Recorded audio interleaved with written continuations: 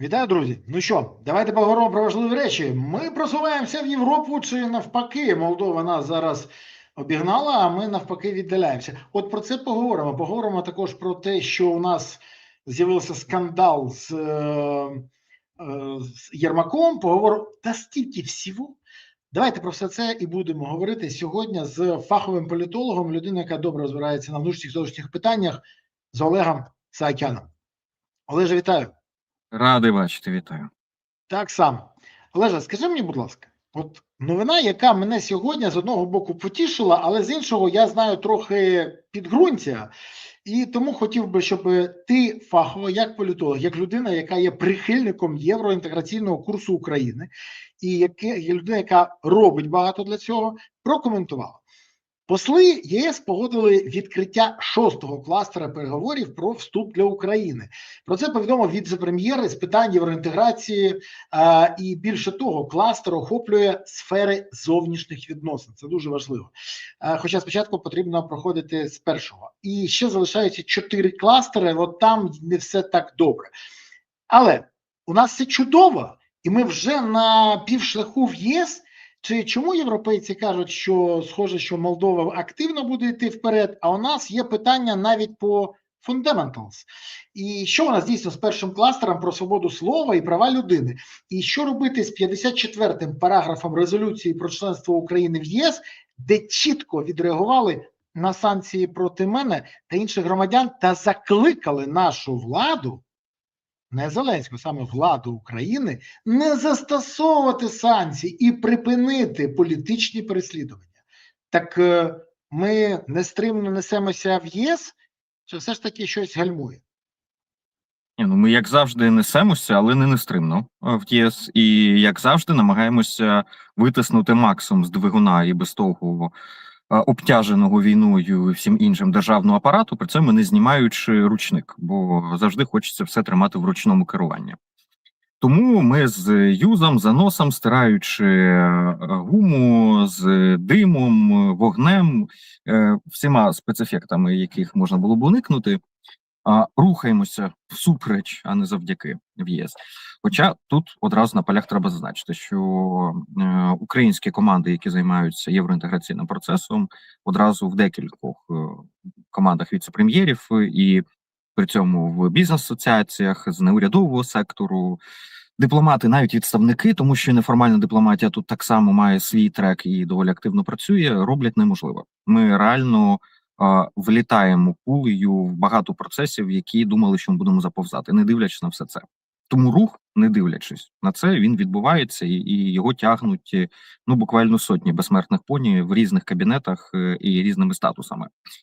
Говорячи про відкриття кластерів, це один з дуже великих здобутків України, і відкриття Fundamentals було прям дуже складне. Але крига з кресла, все вдалося. Зараз бачимо вже 6-й кластер, який відкривається, знову ж таки, без вставляння палок в колеса ані з боку Польщі, ані з боку Угорщини, ані когось іншого. Де-факто консенсусом відкривається. По 4 наступних кластерах буде також складнувато, як і по 6-му, до речі, підготувати все це було складно. Але є така оптимістичний погляд, що цьогоріч ми можемо отримати всі кластери відкритими. Питання потім наступне. Відкриття кластерів – це великий здобуток України. Ми фактично вже не перед дверима чи в предбанніки, а це означає, що ми зайшли вже всередину будинку загальноєвропейської родини. Все, ми свої, ми запущений в будинок. Але от чи захлопнуться двері за нами, чи нам скажуть, подивилися, поїли, а тепер вставайте і йдіть звідси. Оце залежить від того, як кластери будуть закриті і коли вони будуть закриті. От з того моменту ми будемо вже не прийомними в родині, а будемо своїми. І тут дійсно, і по Fundamentals, це основний, не дарма він називається фундаментальні основи, кластер, який відкривається першим, і закривається він останнім, тому що він стосується не просто образних цінностей, він стосується цінностей, покладених в принципи. Конкретні показники стосовно правосуддя, стосовно свободи слова, стосовно демократичних практик, правових практик і багато чого іншого, в чому в нас, на жаль, є проблеми. І тому зараз це не зірве відкриття кластерів. Ні, санкції стосовно громадян України з сумнівним обґрунтуванням, наприклад, по тобі, я взагалі не бачив обґрунтування, що А його саме по собі немає. цікаво. Вибач, що переб'ю тебе, його немає, воно відсутнє. І людина, яка відмовилась, до речі, я знаю, що декілька людей відмовилось підписувати, а вона сказала, що вона не підписує чисті листи. Ну, це було сказано дословно. І я кажу: а хоч якесь було обґрунтування? Говорить, ні. Ну от була дана команда, і команду відпрацювали. Але ж мова не про те, що відкроється чи не відкриється новий кластер. Мова про просування. Бо ми не зможемо пройти перший кластер, якщо ми порушуємо базові принципи Європи. Особливо, якщо, давай відверто, в резолюції їх перераховують, а ігнорує їх повністю наша влада. Ну просто ігноруєш, це ж відверто. Тому я й кажу про те, що загроза закриття кластерів під загрозою, а не загороджено наразі відкриття кластерів. І просування може бути повільним, може бути з реверсним навіть відкатами, може бути вперед, але воно є чи нема, це впливає ключовим чином на те, коли буде закрито кластер. Тому і зараз, не дивлячись на все це, я думаю, продовжиться відкриття кластерів, і дай Боже, щоб так було, і під це закладаються шалені зусилля багатьох людей, але от коли ми їх зможемо закрити, залежить від того, як виконуємо. Чому я акцентував увагу на санкціях і обґрунтування? Тому що є ціла низка санкцій, які Україна вводила, в тому числі і по власних громадянах, починаючи від умовних арестовичів, Медведчуків і всіх інших, по кому є розуміння, чому і як, і є обґрунтування в публічному полі. Завершуючи ситуаціями, в яких все достатньо неоднозначно, але тим не менш також обґрунтування є. Наприклад, Порошенко. І тоді виникає ситуація, коли і суд, і інші інституції можуть зважувати, як і громадяни можуть розуміти, варто, не варто було вводити санкції. Санкції завжди політичний інструмент. І завжди вводиться владою на розсуд самої влади, але з оглядкою на достатність доказів, на відповідність закону і корпусу законодавства. До речі, закон про санкції приймався ще в 2014 році, і саме тоді було так його сформульовано, що можна задіяти санкції по громадянам України. Тому у випадку рішення зараз Верховного суду по Порошенка, зокрема, таке рішення обґрунтовується тим законом, який приймався ще тоді, і фактично тим, що сама слабка норма – це якраз те, що по громадянам України. По громадянам України можна, але є виключний список ситуацій, коли це можна зробити.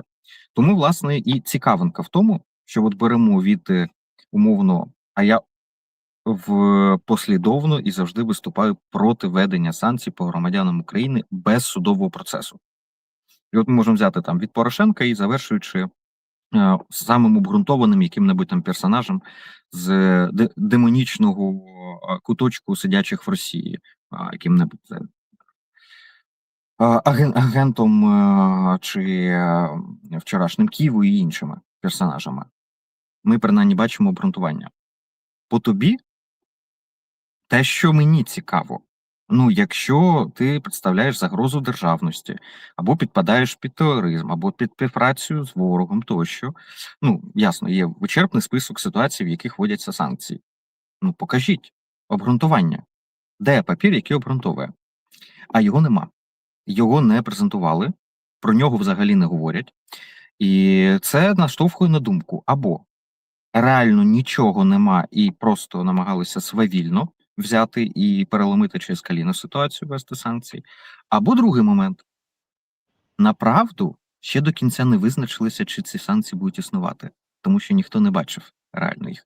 І тому можливо, що зараз якраз під впливом того шквалу, який негативу зараз вже почав нестися в Європі, наймудріше, мабуть, що могла би зробити влада, це взяти і запустити взагалі аудит введених санкцій під цей шумок. Ти би зник без цього санкційного списку, зникли би ще декілька людей, по яким санкції ну дуже сумнівно вводилися, бо там же є люди, по яким, ну скажімо так, в тусовці всі чудово розуміють, що великий ризик того, що санкції просто продавалися, просто вводилися через певні бізнесові комерційні розбірки.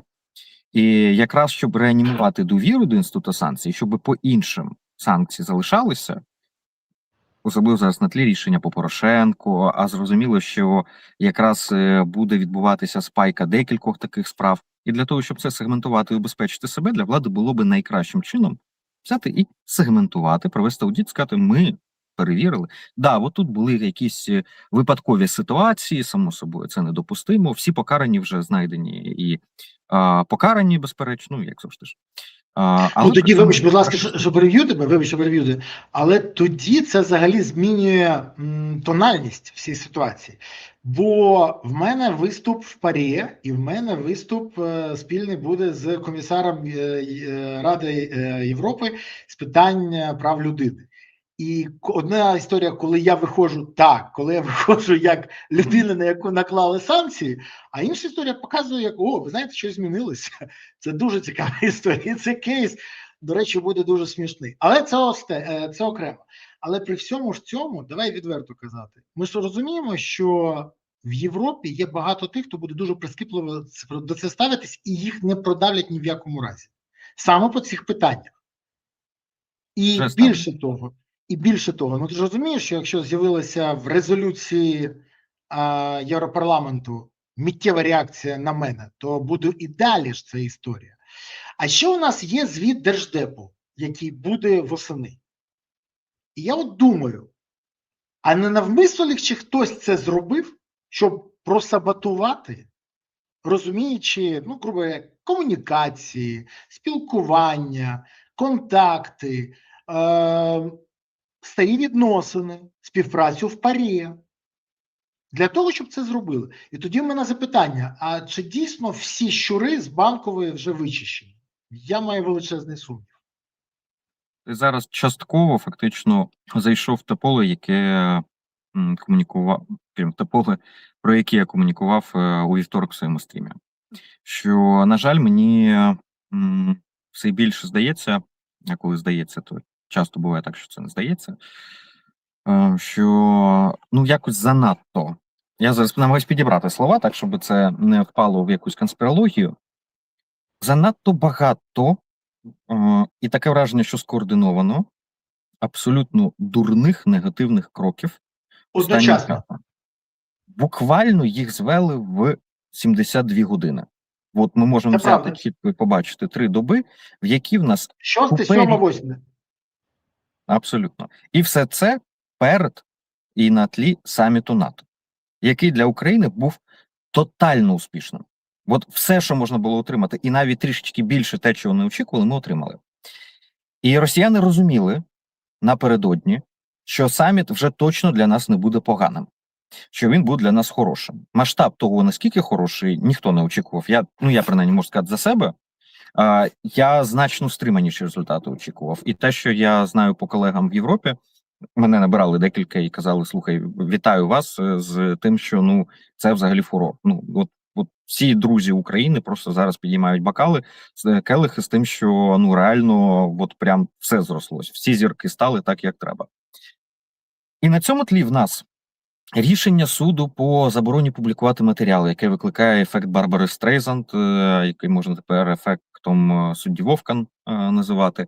І тепер всі чудово знають про ті квартири і предмет розслідування, взагалі все пов'язане з цим. При цьому санкції по тобі вводяться, при цьому вирій відбувається, при цьому, і далі я можу через кому продовжувати, ціла низка абсолютно, ну, якихось неадекватних рішень, яких би вистачило би на місяць неадекватності. Не те, щоб раніше в нас не бувало неадекватних рішень. Бували, бувають, і з певною періодичністю загострення відбуваються. Але так, щоб все разом одночасно і на тлі саміту НАТО, от прям якось тут хочеш, не хочеш, конспірологію почнеш думати. І тому і цікаво, що, наприклад, теж рішення по вирію, наприклад, прокоментував в чаті цьому журналістами Літвін, сказавши, що, ну, це дурня, тепер навпаки якраз всі звернуть увагу на інформацію. Тож, судячи з усього, в офісі не сильно були раді від такої інформації, хоча від президента, до речі, я ще реакції, по-моєму, не чув. А враховуючи те, як вирій інкорпорований, зокрема, у відносини всередині різних владних кабінетів, і враховуючи те, що це і про видання Бабіль одночасно одного власника, а там було розслідування по Скелі по Сирському, а які в нас чудові відносини між декількома інституціями в оборонному секторі, з одного боку з одними прізвищами, а з іншого боку з іншими, я думаю, хто знає, той розуміє зараз, то одразу складається враження, що ну от взагалі в Офісі Президента не сильно були в захваті від того, що це відбулося, і зараз намагаються зрозуміти взагалі, що це було і як це менеджерити, як виходити з цієї дурні, яка взагалі трапилася. Тут же ж ми бачимо інше. Тобто навіть по реагуванням, зокрема і по тому, що по тобі не опубліковано якогось обґрунтування, ну, здавалося би, воно ж логічно, що проситься взяти і сказати, ну от такий негідник Береза, от дивіться, СБУ дало довідку, от дивіться і так далі. Це ж так робиться зазвичай, коли вводять санкції. Вибач, але дуже важко тепер робити таку довідку, навіть заднім числом, після того, як викатали все правозахисники, це перша історія, а з самого спочатку, після реакції Європарламенту. І тепер це буде навіть не вистріл в ногу. Десь, ну, давай так, от в чому мене можуть звинуватити? Робота на Росію. Ну, давай так, це ж не просто ніхто не повірить. Це буде виглядати, пам'ятаєш, це виглядає трохи по-дебільному. Окей. Дискредитація ЗСУ. Коли всі інші бояться підіймати тему взагалі мобілізації, я закликаю. Коли, ну, десь, ну, теж не налазить. Далі. А що ще А що, можна? в тебе навіть дачі в Сизрані нема, маленької труби нафтової нема з Росії, ну чогось такого. Бізнесу Теж нема, нема. нічого нема. Ти розумієш, в мене є ФОП, Ага. який працює. До речі, мій ФОП платить податки вчасно, і зараз я не можу заплатити податки, а з моїх податків купуються так невеликі суми. Я, наприклад, ну хоча в минулому році я майже 1 мільйон заплатив податків, щоб розуміти, зі свого ФОПу офіційно. Так от, давай так, це якась кількість дронів, погоджуєшся? Якась кількість бронежилетів, це якась кількість забезпечення ЗСУ, це якась кількість сухпаїв. Але зараз я не можу заплатити в цьому кварталі за свій ФОП податки. Податки! І я вибачаюсь, я розумію, що з 72%, які пішли кешем з повідомлення НАБУ на побудову династії, гроші взагалі не йшли на армію, а з моїх податків йшло, але зараз не дають. Тому, що приклеїти, вони поки що, може, і не вирішили. Але мене цікавить інше. Я говорив зі своїми колегами, і вони мені кажуть, беремо паузу, чекаємо, це дуже схожа позиція, як і ти, а далі ми будемо розуміти, які наративи ми будемо просувати на осінній сесії ПАРЄ. А далі дебати і резолюція. І от мені цікаво, давай відверто, якщо все залишиться і нічого не зміниться, ну це навмисні дії, тоді ми розуміємо, що російський вплив в Офісі настільки потужний, що вони готові працювати по максимуму, аби завадити Україні. Але якщо Зеленський не проти цього, я навіть не знаю, як реагувати.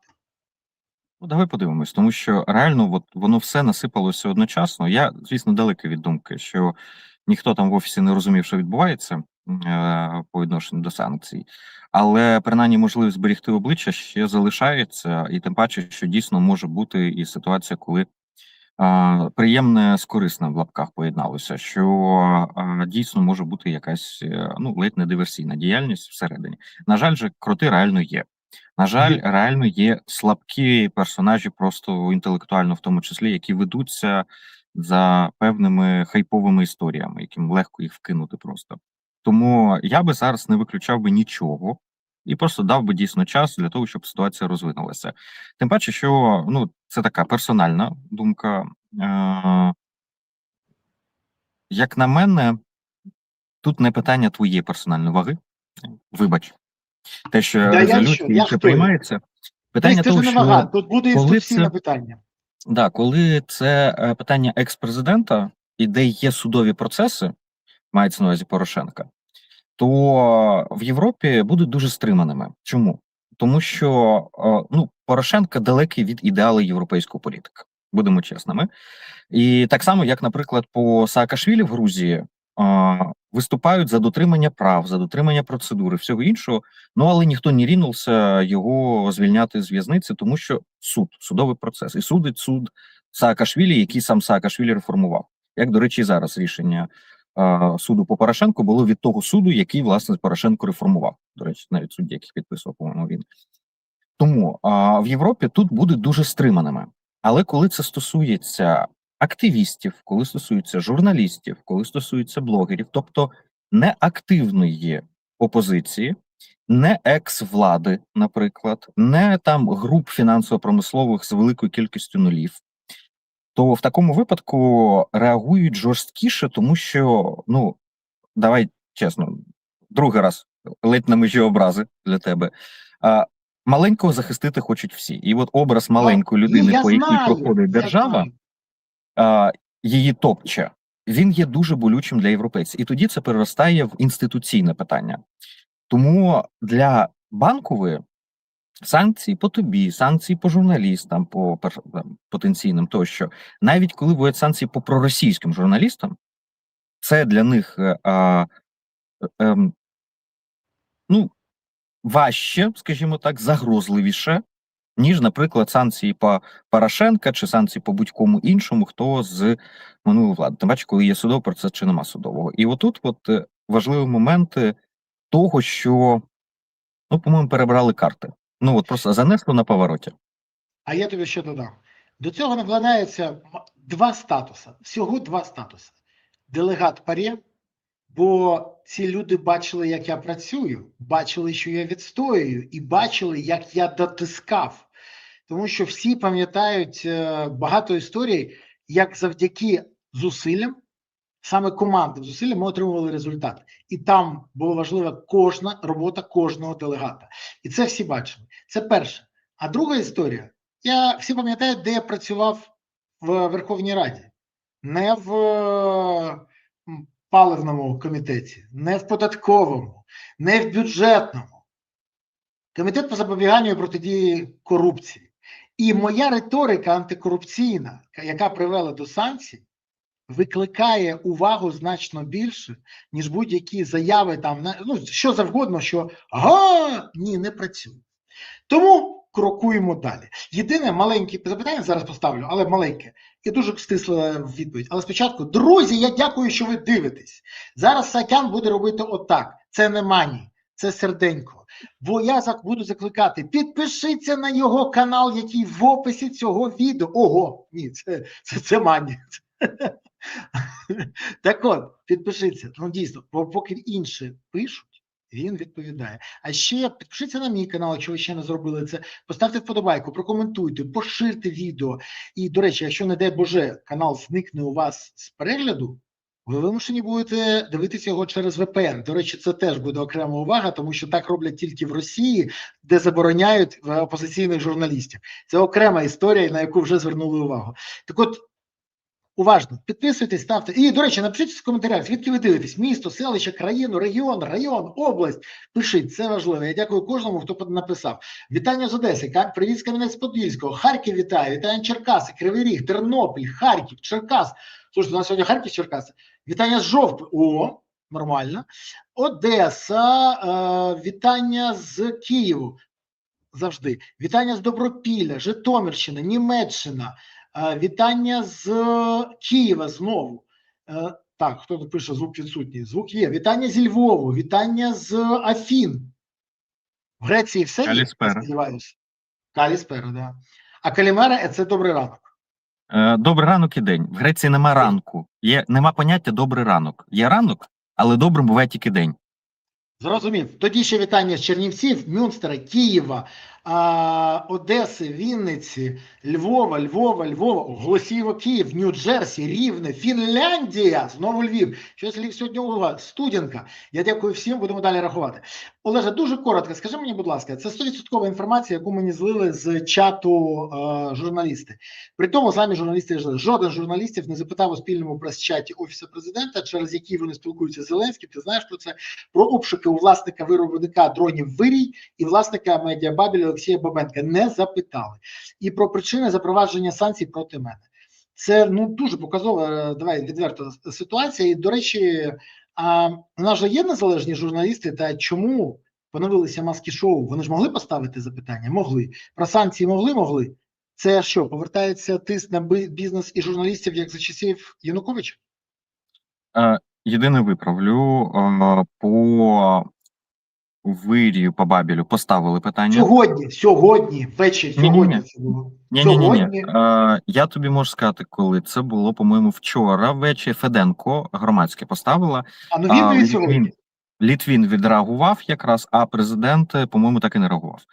А по тобі питання не поставили, наскільки я пам'ятаю, принаймні. А знаєш чому? Мені пояснили. Бо можуть або з чатика викинути, або повісточку вручити.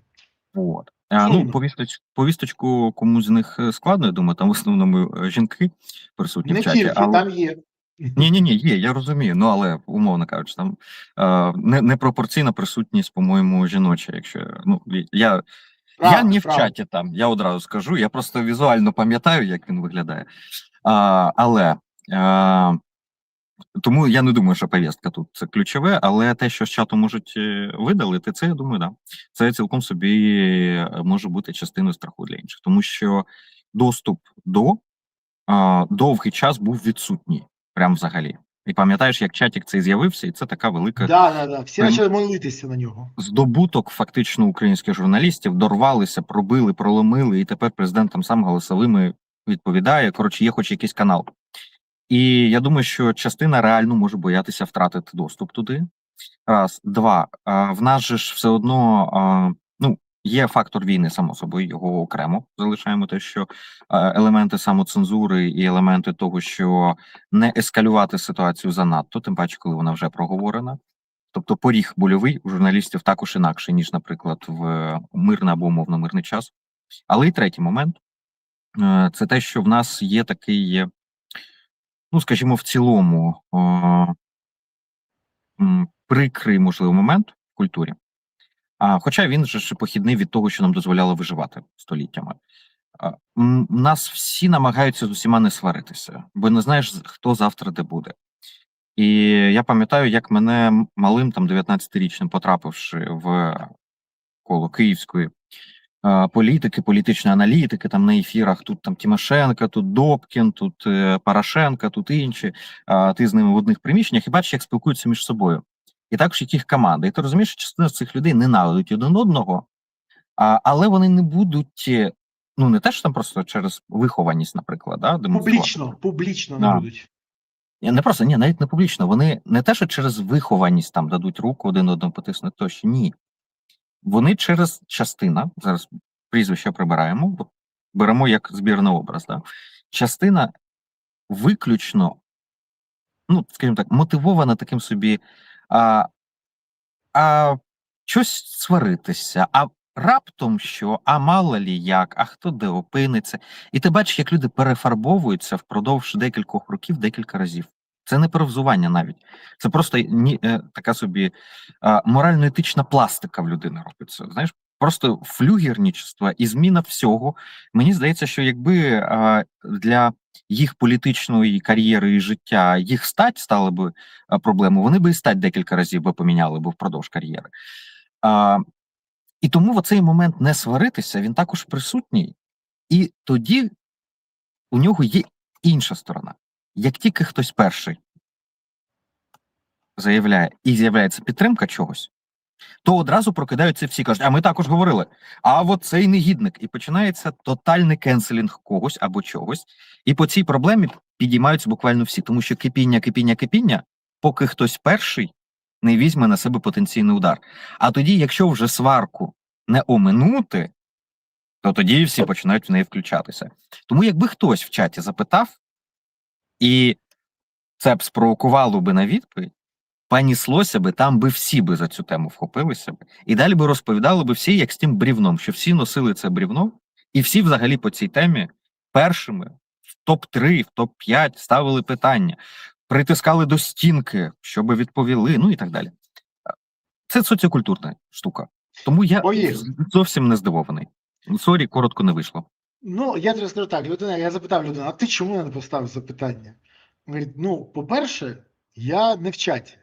А по-друге, от він сказав, дівчата кажуть, що можуть викинути, і тоді все, доступ до інформації нуль. І це для розуміння. Оце я вперше таке почув, на жаль. Але дивись, є заяви публічні, а не тільки в чаті. І вже не про мене. У України є виключно 2 місяці на те, щоб закінчити війну. А далі у Росії, ймовірно, оголоситься загальну мобілізацію. Це заява президента Чехії Петра Павла. Ти знаєш, ми постійно о ньому говоримо, він дуже часто каже неприємні речі, але він каже ті речі, які, ну скажімо, чехам делегують оголосити для України. Для розуміння перспектив і до чого треба готуватися. Після цього голос подала найсумніша коняка та голова російського МЗС Лавров. Росія не погодиться на припинення вогню з Україною на лінії фронту. Заява Лаврова, давай відверто, це інформаційний шум, як і заява Пєскова або когось ще. Важливо, що скаже Путін. Перше, що він може сказати, до чого нам готуватися Україні, ну, попри все, що може сказати в Кремлі.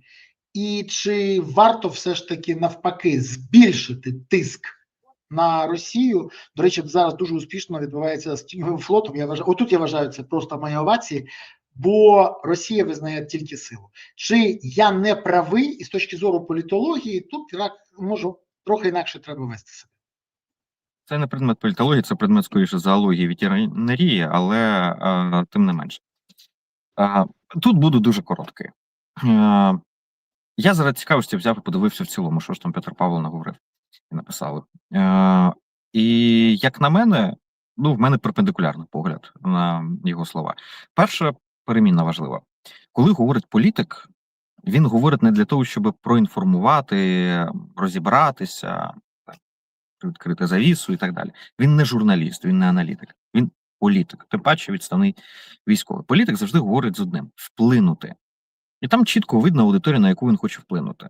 На тих, хто хоче переговорів з Росією. І фактично він там говорить ключове в цій статті.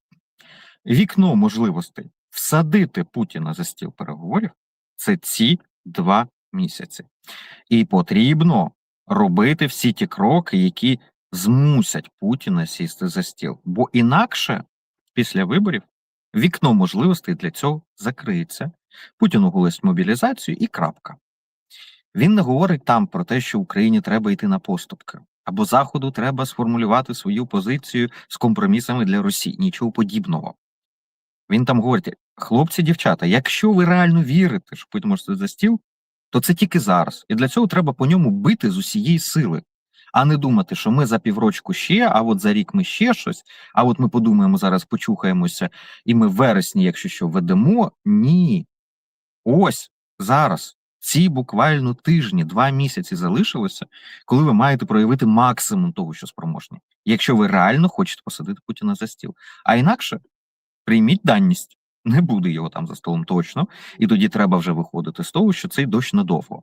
Це звернення саме до цих персонажів. І, до речі, саміт НАТО також показав, що ніхто там не вірить в те, що Путін швидко сяде за стіл переговорів, а війна закінчиться буквально в вересні. А як деякі персонажі розповідають про те, що ледь не вибори будемо проводити скоро. Тому я, за словами Петра Павла, побачив якраз дещо інакше, ніж багато хто. Мене за останню добу про його цю заяву, ну, разів 10, мабуть, медіа запитували. Знаєш, дійсно вийшло коротко, але дуже цікаво. Олеж, скажи мені, будь ласка, сьогодні відбулася подія, яка, давай так, відверто, в будь-який інший момент розірвала б інформаційний простір. Але сьогодні, от тут ти правий, так багато всього трапилось, плюс кінець тижня. Заборона на публікацію там 150 об'єктів брата очільника ДБР, санкції на Березу, зняття санкцій з Пукіша, зняття браслета з Чернишова, 10 мільйонів цього Тищенка, який вніс, при тому з'ясувалося, що це люди близькі до Хомутинника, які там до нього. Далі, в обшуки у Вирія і української бронетехніки, саміт НАТО, резолюції. Ну, слушай, я такого тижня давно не бачив, давай відверто. І тут, в кінці тижня, сьогодні, з'являється інформація. Хакери зламали телеграм російської журналістки Ксенії Собчак та отримали доступ до її приватної переписки. В тому числі і до приватної переписки з Андрієм Єрмаком з березня 22-го року. Вони викладають, почали тільки поки перше, але там Єрмак назвав Собчак розумною, казав, що вона зможе щось придумати, що багато спільних знайомих, вся мода з Мілану.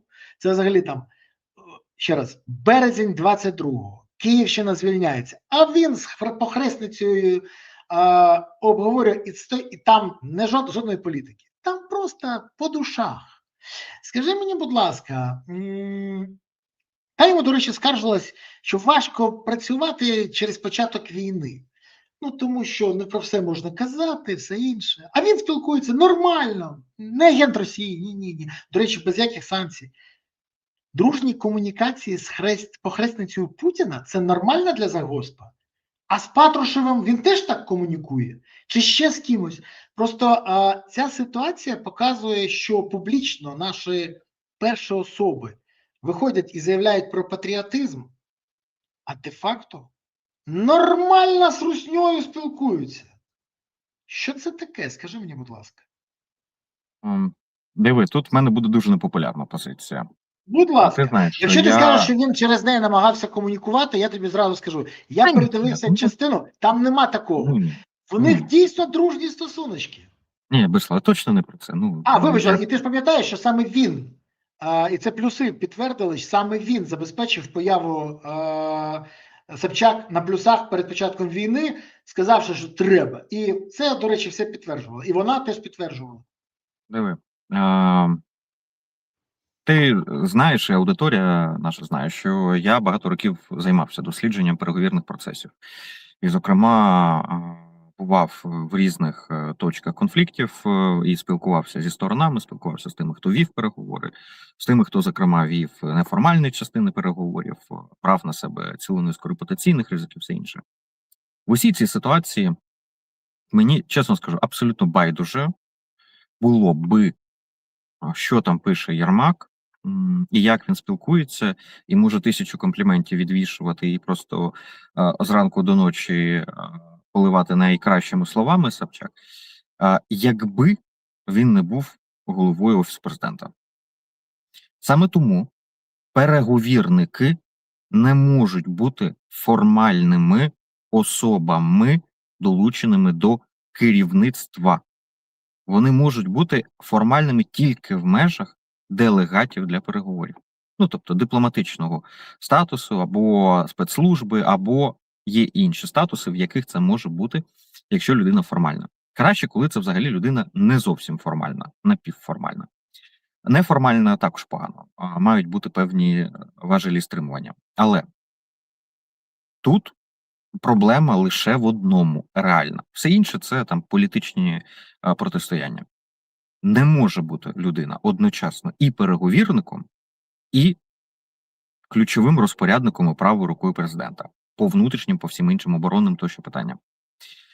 Бо переговірник передбачає, що ти маєш і улестити, і щось десь привезти з Мілану комусь, наприклад, і в якій ситуації потиснути руку. Нещодавній скандал на відео на тлі Лубінця, омбудсмена, коли представники спецслужби, я так розумію, які займаються обміном полоненими, там підійшов, обійнявся, щось руку потис і так далі.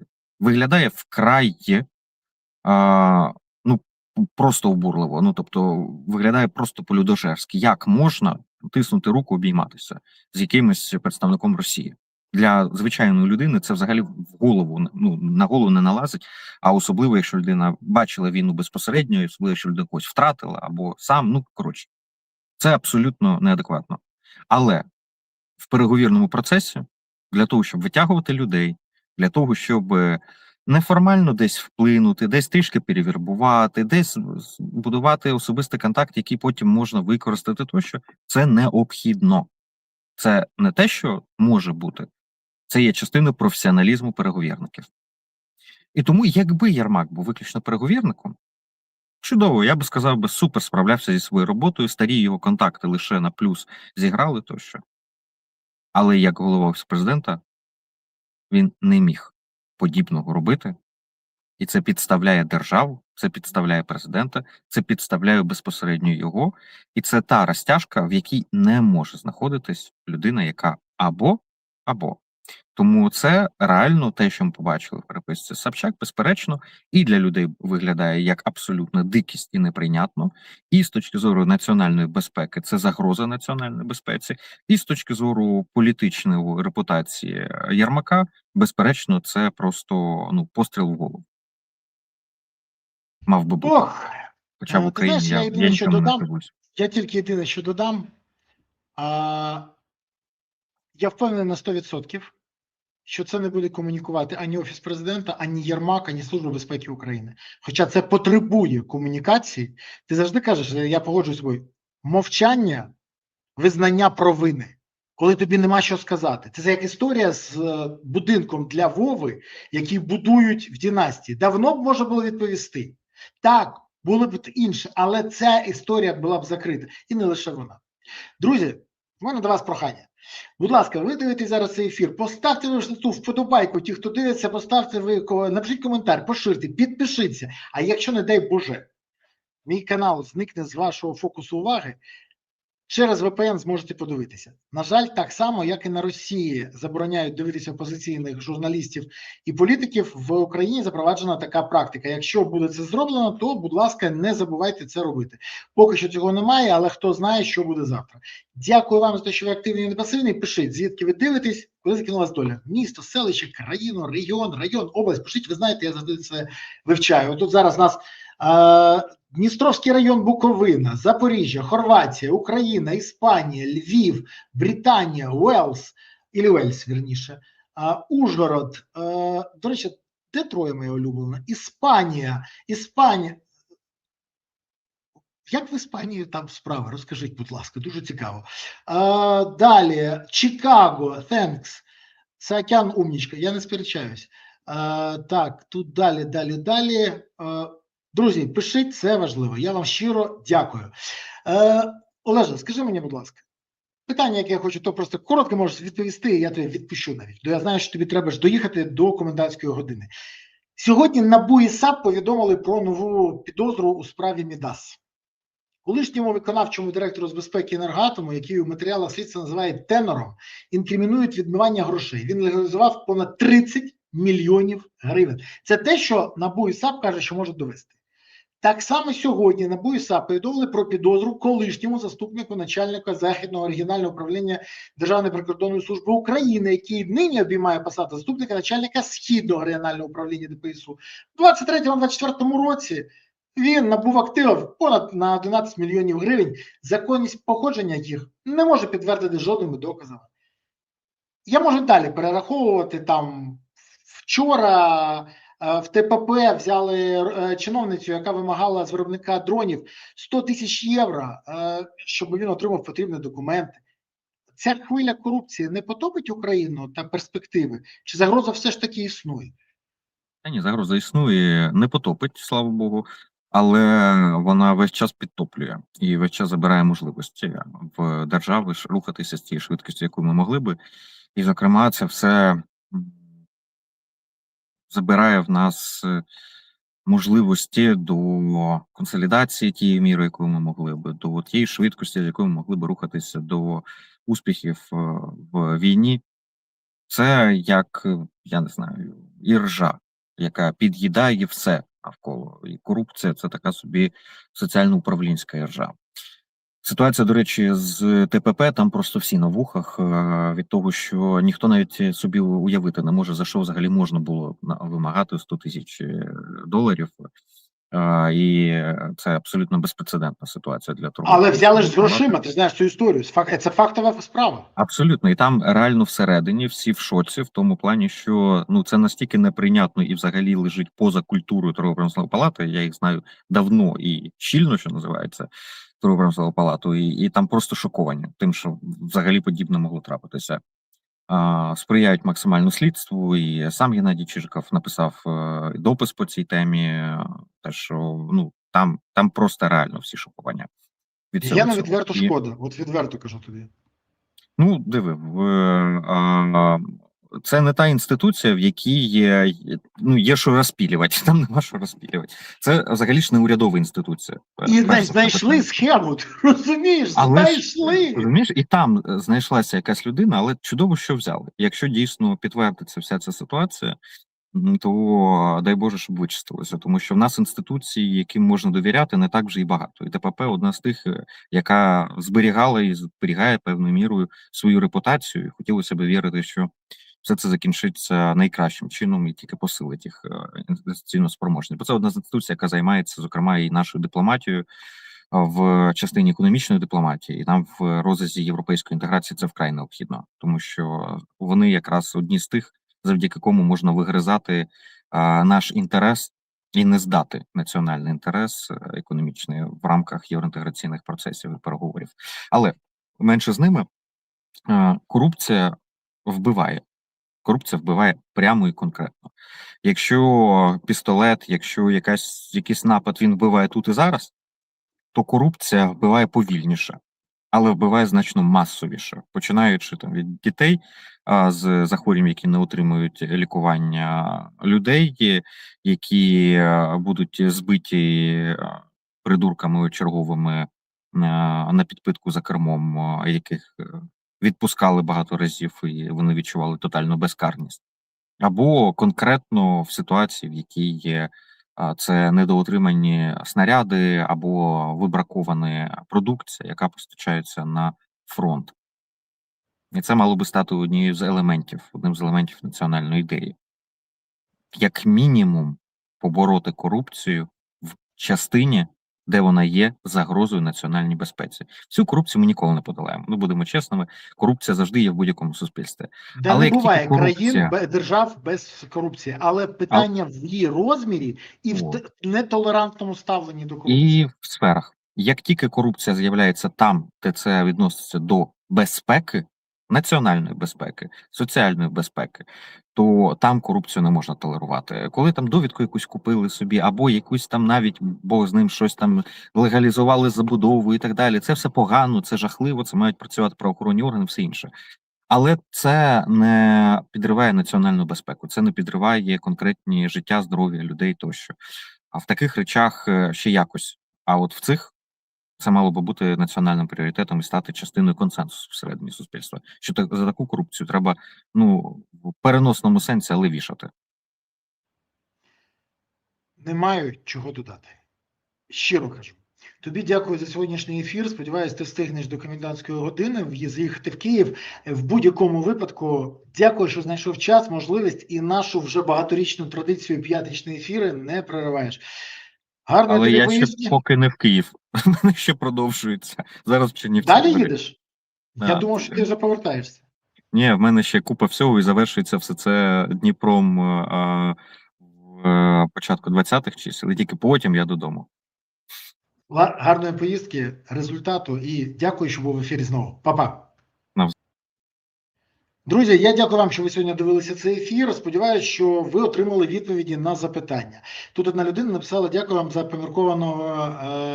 Де це було таке, що дякую за поміркованого коментатора. Він не поміркований, він дійсно зважений. До речі, його постійно звинувачують, що він або на тих, або на тих. Ні. В нього є своє бачення, він крокує цим шляхом, і більше того, ми дебатуємо з ним. Але у кожного є свої аргументи, і ми знаходимо моменти, в яких ми об'єднуємось навколо одної ідеї. Ця ідея – виживання країни. От навколо цієї ідеї, я вважаю, варто всім об'єднуватись. Тож, дякую, що дивилися, підписалися і на мій канал, і на канал Саакяна. Також дякую, якщо ви підтримуєте ЗСУ, донатите на ЗСУ, підтримуєте ЗСУ, приєднуйте ЗСУ, бо ЗСУ – запорука того, що Україна є майбутнє. Гуртуємося навколо інтересів ЗСУ, щоб у України було гідне майбутнє. Дякую вам, тримаємося, все буде Україна. Па-па.